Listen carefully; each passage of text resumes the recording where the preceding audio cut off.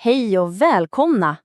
Idag ska vi dyka ner i en ganska dold del av många av våra jobb. Någonting som de flesta av oss gör, kanske varje dag, men som vi sällan sätter ord på.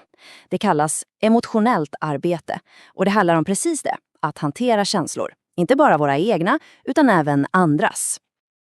Känner du igen dig i det där? Då har du upplevt exakt det vi ska prata om.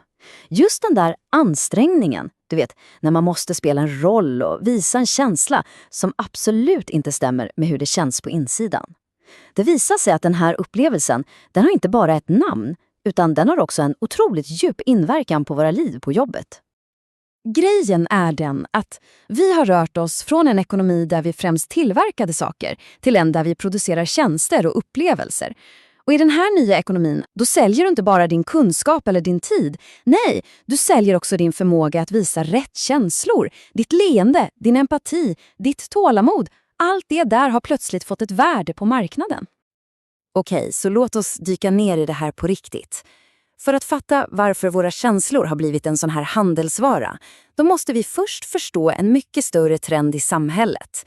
En trend som sociologen George Ritzer kallar för McDonaldization, eller McDonaldisering på svenska.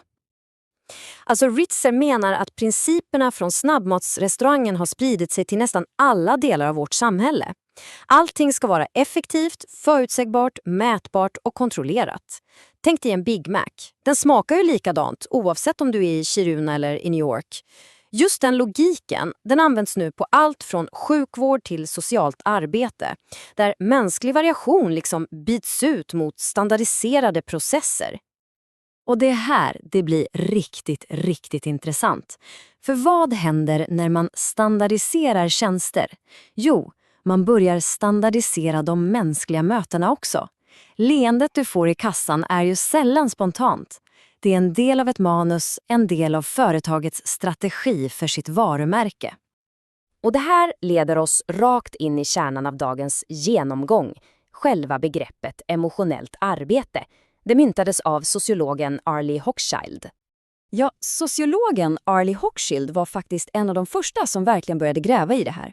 Hon studerade bland annat flygvärdinnor och upptäckte då en helt ny, nästan osynlig typ av ansträngning som krävdes i många serviceyrken, just arbetet med att hantera sina egna och andras känslor. Så, den helt avgörande poängen är den här. Emotionellt arbete är när du får betalt för att hantera och visa upp specifika känslor som en del av ditt jobb. Det handlar inte bara om att vara allmänt trevlig. Nej, det är ett krav från din arbetsgivare. Ditt känslouttryck blir helt enkelt en produkt som säljs. Så vad krävs då för att något ska klassas som emotionellt arbete? Jo, Hochschild pekar ut 3 specifika saker. För det första, du måste ha direktkontakt med kunder, antingen ansikte mot ansikte eller röst mot röst.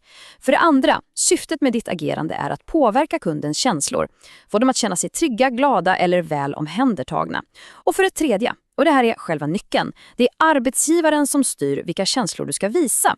Tänk på en flygvärdinna som måste vara lugn och leende även mitt i kraftig turbulens. Men vad händer inuti oss när det uppstår en klyfta mellan det vi faktiskt känner och det vi tvingas visa utåt? Det är här den verkliga och ofta dolda kostnaden för emotionellt arbete blir tydlig. Hochschild har ett specifikt namn för den här klyftan: emotiv dissonans. Det är helt enkelt den där stressande, gnagande känslan som uppstår när det du verkligen känner krockar totalt med det du måste visa på jobbet. Den här konstanta inre konflikten är en jättestor källa till psykisk belastning. Den här ständiga konflikten mellan dina äkta känslor och de påtvingade känslorna är otroligt utmattande. Att hela tiden behöva trycka undan det man faktiskt känner för att spela en roll är, som forskningen visar, en ganska rak väg mot utbrändhet. Så, hur gör man då? Hur hanterar människor den här emotiva dissonansen? Hochschild identifierade 3 huvudsakliga strategier som anställda använder för att helt enkelt klara av pressen. Okej, så hur gör vi för att hantera det här? Först har vi det som kallas ytagerande. Det är när du bara spelar med på ytan. Du sätter på dig leendet, men inuti är du kanske irriterad eller stressad. Sen har vi djupagerande. Då försöker du faktiskt ändra din egen känsla. Du kanske tänker på något kul för att kunna le på riktigt, eller så intalar du dig att det här är mitt arbetsjag, inte mitt riktiga jag. Och till sist, om pressen blir för stor, då kan det leda till frånkoppling. Då ger man upp, jobbet känns meningslöst och man blir cynisk mot både kunder och kollegor. Och det är så viktigt att förstå att det här inte handlar om att man är en dålig person eller har en dålig attityd. De här strategierna är rationella försvarsmekanismer. Det är sätt att överleva en psykologiskt ohållbar situation och skydda sitt sanna jag från att bli helt uppätet av jobbet. Nu ska vi titta på ett område där det här blir extremt tydligt och får väldigt allvarliga konsekvenser inom socialt arbete. Forskaren Marcus Lauri har använt Hochholts teorier för att analysera just socialarbetares situation. Och det han visar är hur omorganiseringen av den offentliga sektorn har skapat en enorm press på socialarbetarna och just deras emotionella arbete. Och den här bilden illustrerar den centrala konflikten perfekt. Å ena sidan har vi socialarbetaren som är utbildad och motiverad att hjälpa människor i nöd, att visa empati och ge stöd. Men å andra sidan har vi organisationens krav, effektivitet, budgetdisciplin och att fatta beslut som väldigt ofta innebär att man måste neka hjälp. Empatin krockar alltså med systemets hårda krav. Den här ständiga krocken mellan ideal och verklighet leder tyvärr till en ganska dyster slutsats. Forskaren Niklas Altermark går så långt som att kalla systemet för en avslagsmaskin. Alltså en maskins vars främsta syfte i praktiken blir att effektivt säga nej istället för att faktiskt hjälpa. Och konsekvenserna av detta är förödande.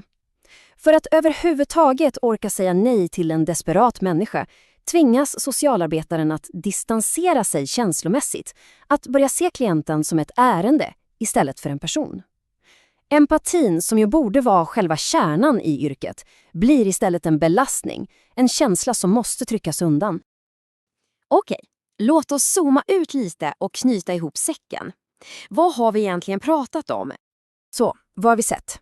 Jo, att emotionellt arbete är ett djupt rotat fenomen i vår moderna ekonomi. Från flygvärdinnans påklistrade leende till socialarbetarens nödvändiga distans. Våra innersta känslor, det som faktiskt gör oss mänskliga, har blivit en resurs som köps, säljs och kontrolleras. Och det formar inte bara hur vi beter oss på jobbet, utan i förlängningen också hur vi ser på och hanterar våra egna känslor.